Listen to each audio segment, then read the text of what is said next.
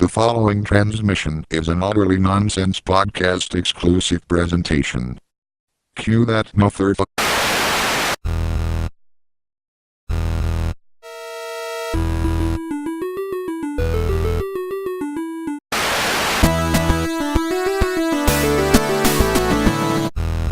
So the thing happened a while back that we didn't put a video on yet because I wanted to hold off on it, and so that's come back today. James Gunn, news on him.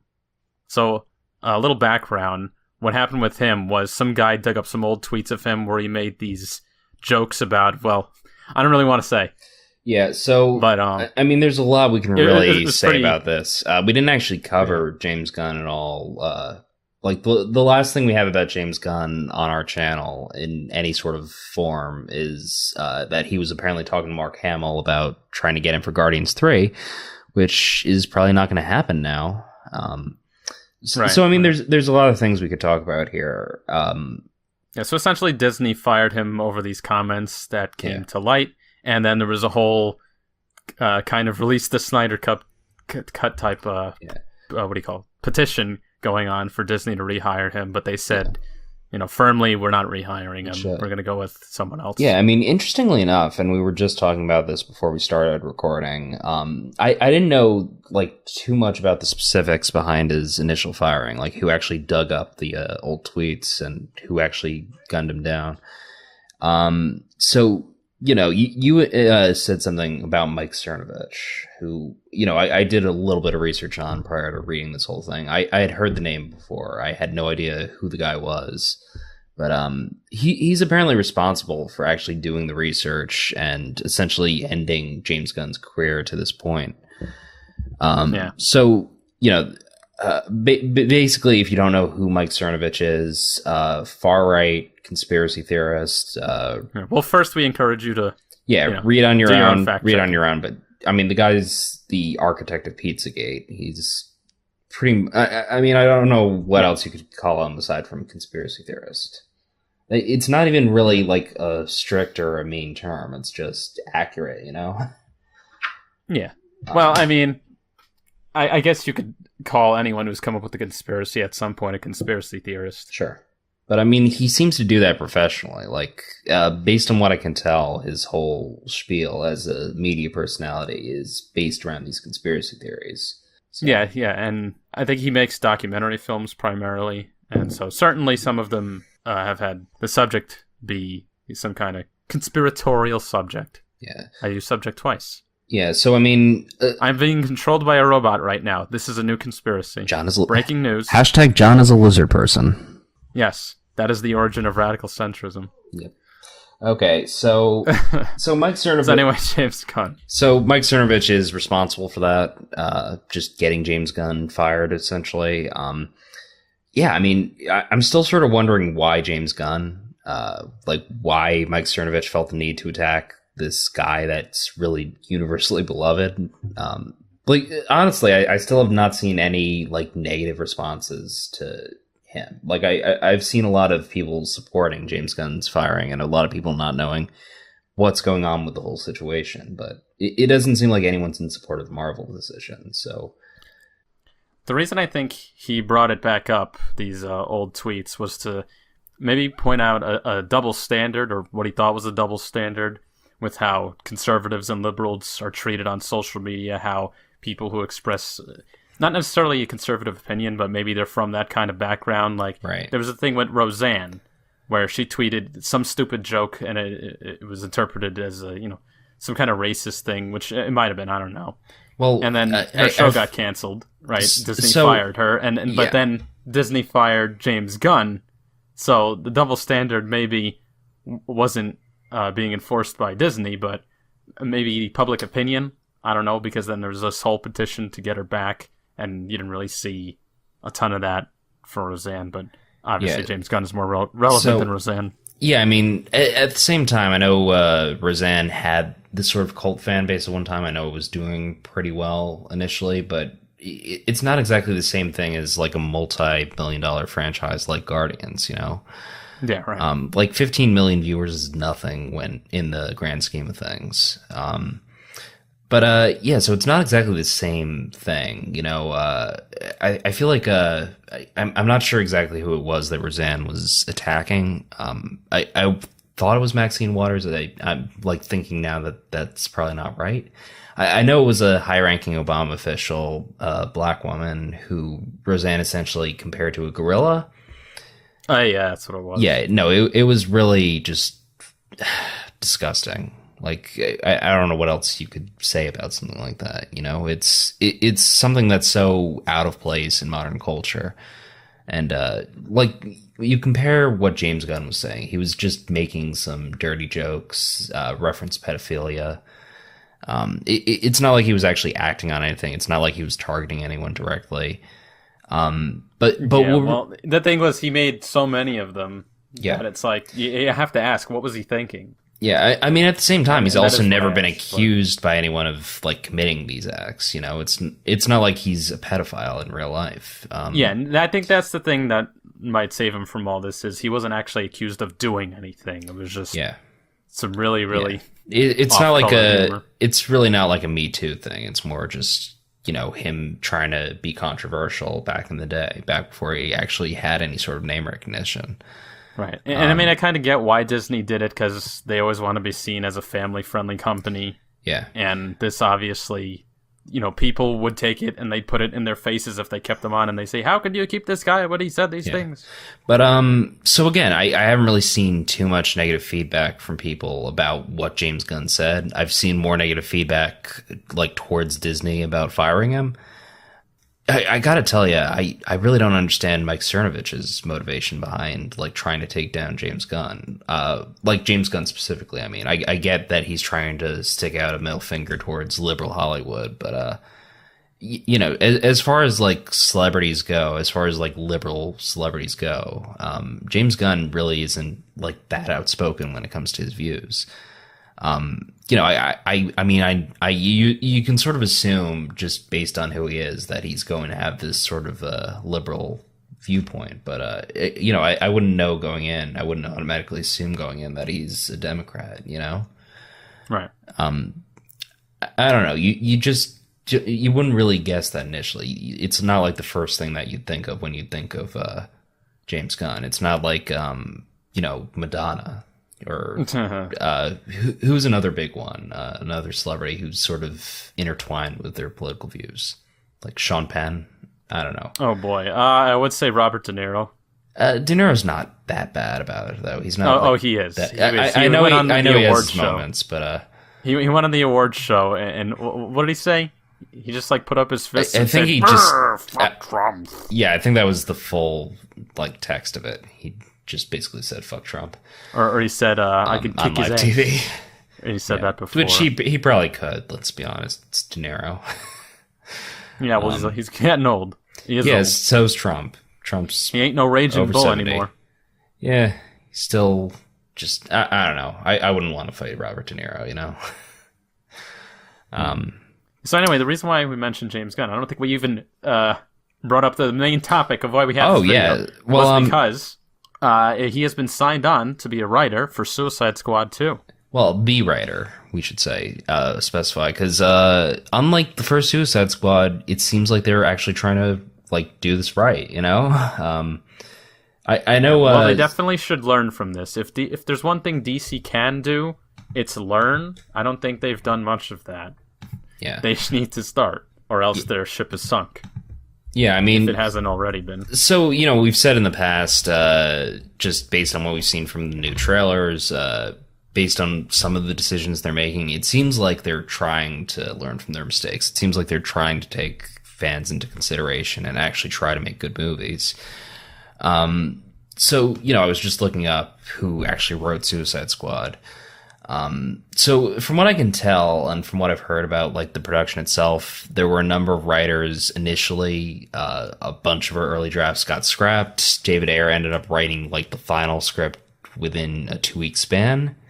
So the fact that, first of all, the fact that they're giving an actual competent writer time to write a solid script is just a good sign right out of the bat. But James Gunn clearly understands the team dynamic. People have been making the comparison between Suicide Squad and Guardians of the Galaxy since Suicide Squad came out. Yeah, I was going to say, ever since that first trailer for Suicide Squad, and even just the concept of it came out, you could tell they were kind of going for that, Guardians of the Galaxy type vibe, or at least riding on the coattails they of it. wanted it's a team up with a yeah. bunch of misfits, and they had the pop music from the 80s. I think it was Bohemian Rhapsody they had for the trailer. Yeah. So it seems like a pretty logical jump for James Gunn. Clearly, if Marvel doesn't want him, he needs to find somewhere to put his talents elsewhere. The fact is, the fan base still is loyal to James Gunn at the end of the day. I was saying on Twitter earlier, I think the dumbest mistake Marvel's made in its 10-year tenure as a film studio is like kicking James Gunn. I mean, for a studio well, it wasn't Marvel's decision; it was Disney. I know, but you have to accuse Marvel of it to some extent. At the same time, I feel like Kevin Feige could have done more to stick up for James Gunn. I feel like any of the Marvel higher ups could have done more to stick up for James Gunn. The fact is, if it wasn't for the fact that they really try to hardcore maintain that family-friendly image, like I think when actors sign their contracts, they're required to do charity events. Or like visit children's hospitals. So I don't think they're required to do that. I know some of them do. I know Chris Pratt and Robert Downey Jr. both did that, like in costume. But I don't think any of them are required to do that per se.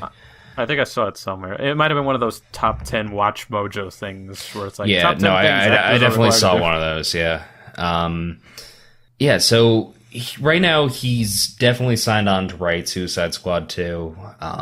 He might direct it, which would just be a really good idea. I think it would probably be the best idea for them.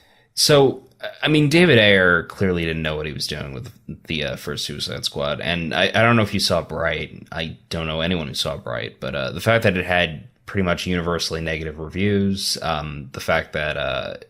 fans and critics alike really hated this follow-up to, his Suicide Squad. So Bright came a year later, Netflix-only film, universally hated. And that one he actually had time to write, develop, produce for Netflix. And actually had a pretty modest budget, from what I heard. So the fact is, part of Suicide Squad you could definitely blame on studio interference, but David Ayer is also just... not the best talent for this sort of thing. He clearly lacks the sort of creativity that guys like James Gunn have. Yeah. And here's the thing about Suicide Squad. I don't think it was a really awful movie on its own. It's I think it's fun. I think the pacing of it. Pacing's flawed. Pacing's flawed. Thematically, it's flawed. The CGI looks fucking dreadful throughout. Specifically towards the end, the one that always gets me is, when Deadshot actually shoots the portal.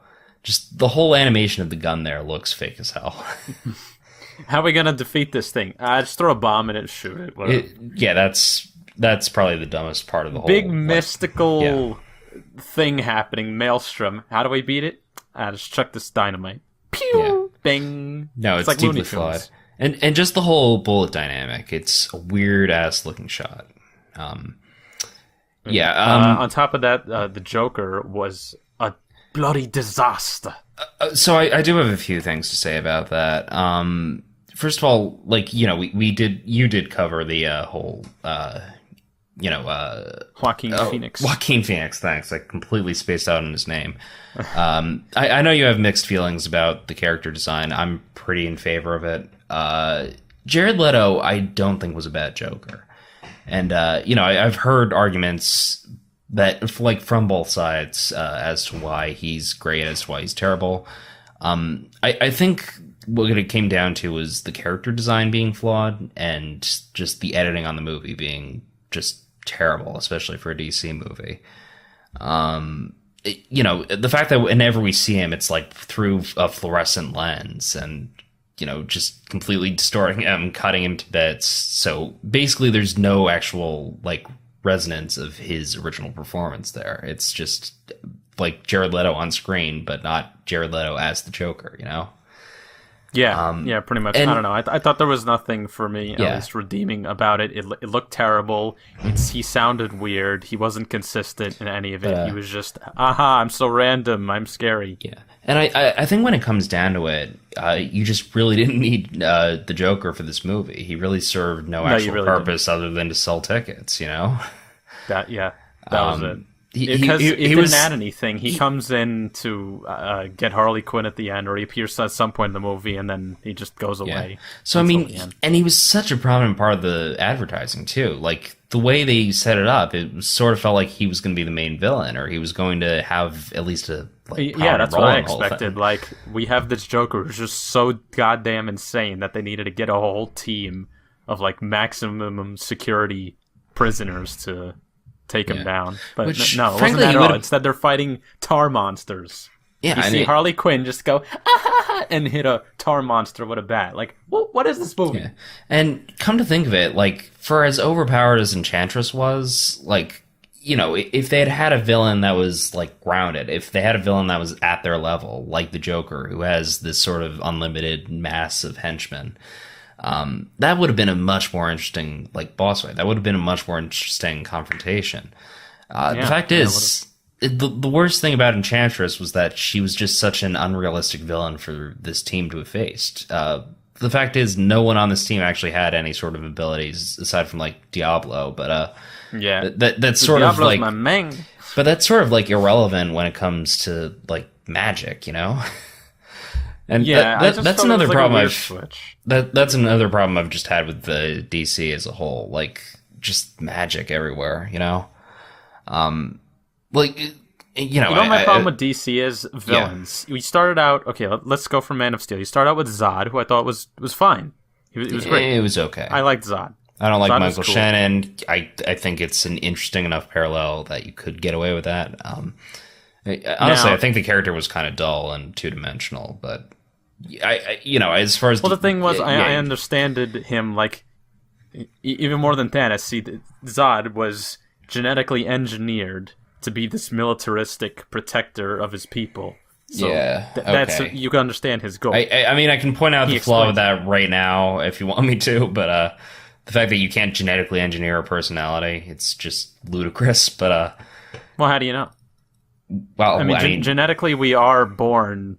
Like, our brains, the way they're structured, or at least genetically imprinted to be structured, leaves us with proclivities, or what's it called, aptitudes towards certain things. So they might have figured it out. I mean, we don't know. It's a civilization. He'd have to be DC heavily. science. He'd have to be heavily socialized for the whole thing to make sense. But go on. Like, we've spent too much time on this already. Watching. I've been watching a little bit of the show Krypton, which, by the way, season 2 is getting Lobo.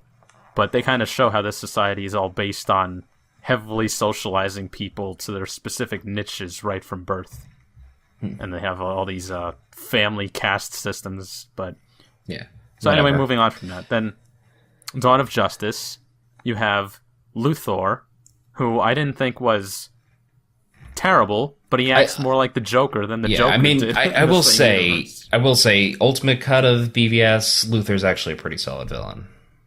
Yeah, well, I like his philosophy. Yeah, and the whole reminded me of devils Dark come Knight. from the sky, not from the Yeah, as he looks straight at the painting, it should remind you of the whole thing, since David S. Goyer wrote the script for both Dark Knight and BVS. But there you go.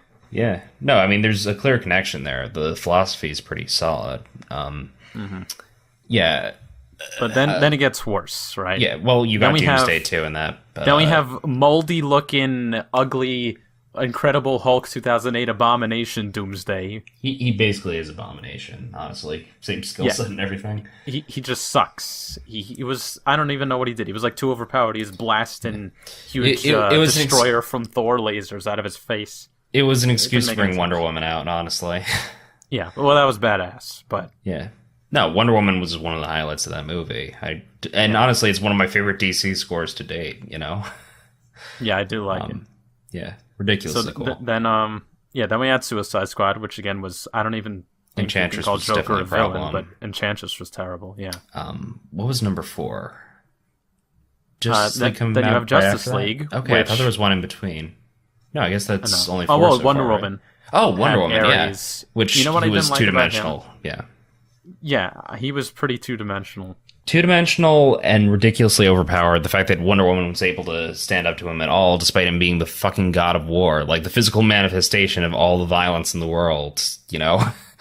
Like, where do you go from there, first of all? But, well, the main thing is that he gains power by creating conflict, which is why he started the whole world war, is to give himself power. But my main issue was that at the end fight, you know, he starts using all of the metal shreds to give himself armor, and then he sticks his fingers and makes the mask. And I'm expecting to see his, like, you know, dark, twisted face. But he's still just the British guy with the little mustache. I'm like, what is this? David Thewlis. Well, they showed in the flashbacks that was his true face. Some of the morning to your wibbly wobbly spot of tea and crumpet. It's weird to me that a physical god, like a legitimate god, could first of all like look that feeble, but like go bald and like basically just look that way for all of eternity. You know, he's just like permanently a 50-year-old man for all of his life. You know. Yeah, it just seemed kind of silly. Like, I thought we were going to see his true form. I thought that was just a disguise. Because he showed he could morph himself, couldn't he? Well, he could. I think he could become, like, transparent or translucent. I don't think he could shapeshift, per se. It seemed like he could, like, make himself invisible or, like, maybe remotely make suggestions to people. I don't know. It was incredibly vague what his actual abilities were. Except that he was supposed to be super strong and apparently fell down to Wonder Woman. Yeah, I don't know. Yeah. And then finally we had Justice League, who... Ugh. Yeah. So weak. So generic. No, so Steppenwolf was and just... ugly. Yeah. Again, Superman would have made a damn good villain. Yes. But we've done that to death. Yeah, we have. We really have. So, what else can you really say about James Gunn? Yeah, well, so we know for certain he has a good track record. I like to bring up that he also did the screenplay for Dawn of the Dead, directed by Zack Snyder. Oh yeah, that's an interesting connection right there. The one other thing I did want to bring up, within hours of the article by The Wrap, which sort of broke the news about James Gunn, within hours of that coming out, Dave Bautista tweeted saying he wants a role in the film. Yeah. Which isn't exactly shocking considering, like, you know, he's been the one Guardians cast member who's been the most vocally upset about James Gunn's firing. There's a clear connection there. It feels like he's going to go to the ends of the earth to protect his reputation. And honestly, Bautista's just got such a good energy about him. I could really see him playing, not just about anyone, but any of the, like, massive characters. Like, I could see him being Lobo, actually, but, I know that there were some people suggesting he could play Bane. I mean, he is a professional wrestler. He does have that background. Who else could he play? I know I saw some artwork of him as Black Adam, but I know Dwayne Johnson sort of has that role on lock already. Who's the other? Oh, Amazo. That could be interesting. But Amazo, the android? Yeah. Which he has the build for it, I think. I just don't know if that'd be a sustainable character, you know? Which version of Amazo, though? The comics one, where it's like, it looks like a guy, or the one from the Justice League animated series? Oh, well, I was thinking the golden android that knows everything. Well, I was thinking more the Young Justice version, where it's sort of like a blank slate. It's just a robot that essentially is this bigger character, but it also just adapts to whatever abilities it gains from, you know, the heroes it fights. Yeah, well, that's probably same across all iterations. Yeah, so I mean, it's pretty much a blank slate, you know. That sounds like a good villain. Yeah, it would be a good villain, but at the same time, it's a character with no motivations, nothing really to give it any sort of personal stake. But I don't know who's the creator, Dr. Zavanna, like one of those. You've seen that clip from Justice League, right, where Luthor's talking to it? I've definitely seen the episode. I have watched every episode of Justice League at least once. I cannot personally... I vaguely remember Amazo in Justice League, but I'm... It's this really great part where it's after Amazo comes back to Earth after traveling the galaxy for I don't know, a few years or whatever, and he's learned all these secrets, gained all this power. He just mows through the entire Justice League Unlimited and all of Earth's defense forces, and he goes all the way straight to Luthor in his hideout with like 15 layers of security. And then he even chases him into the microverse, because Adam thought they could get away from him. I think I do remember this, yeah. Yeah, so he's like, I've learned all of this, amassed all of this knowledge, but what is my purpose? What am I here to do? And Luthor says, that's the beauty of it. You'll be here to see how it all unfolds. Is that my purpose, just to be a witness? We create our own purpose in life. Now go create yours. And then Luthor just turns around and walks away. But where is he walking? He's in the microverse. Yeah. No, that is a really good line. Honestly, I think that is sort of like the meaning of life, you know? To create our own meaning. That's getting into some Kishimoto level philosophy there, but yeah, I mean, I don't know. That's just a good line. But yeah, Bautista I could really see playing pretty much anyone. You know, as long as James Gunn's writing the script, I'm sure he'd have a role for him.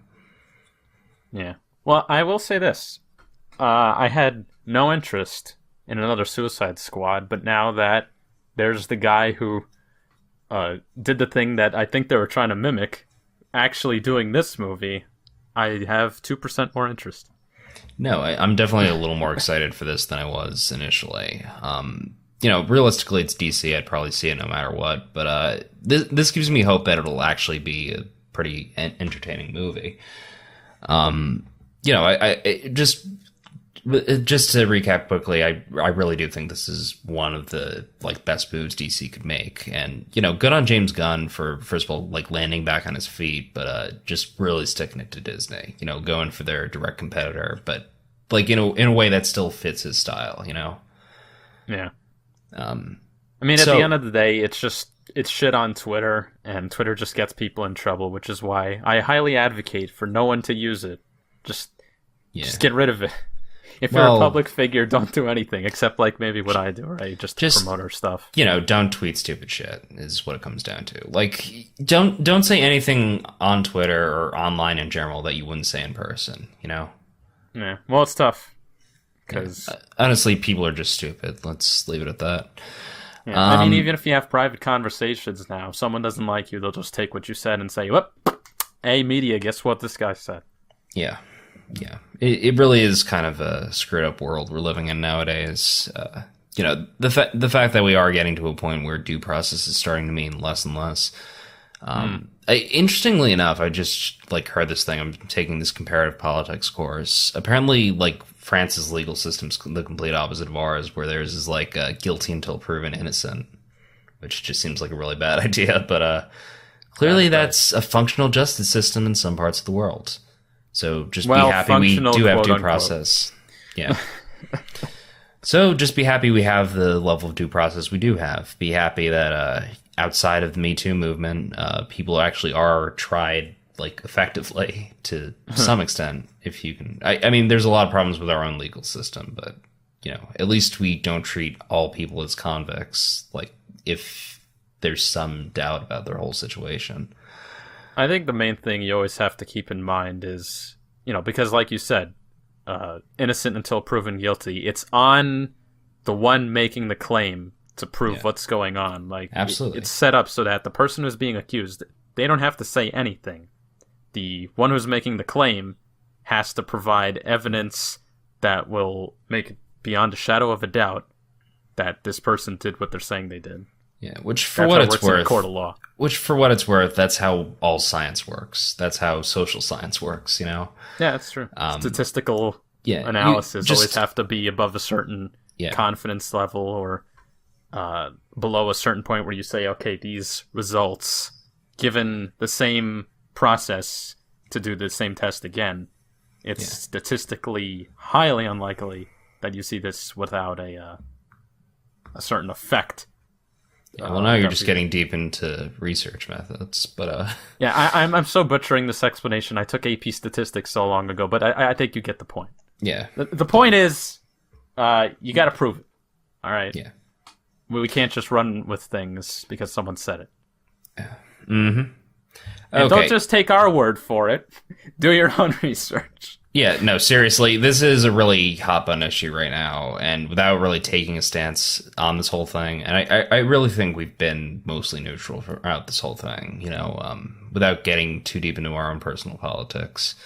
Right. When it comes down to it, people just need to form their own opinions. Don't just listen to one side of the news. Listen to a wide variety of news sources. Make your own opinions. Just think critically. Think on your own terms. If something seems wrong, maybe do a little more research into it before accepting it as true. Yes. So, without further ado, we've been talking for 33 minutes now. A little over our usual spot. But without further ado... 30 odd minutes counting for editing. Yeah. So without further ado, this has been Utterly Nonsense. Podcast covering everything entertainment related. You can follow us on Twitter, on Instagram. Links are somewhere on this page, so check us out. And if you're listening to this on SoundCloud or Podomatic or any of our sort of sound-based links, check us out on YouTube because we post a lot more stuff there. Do let us know where you listen. Leave a comment. Yeah.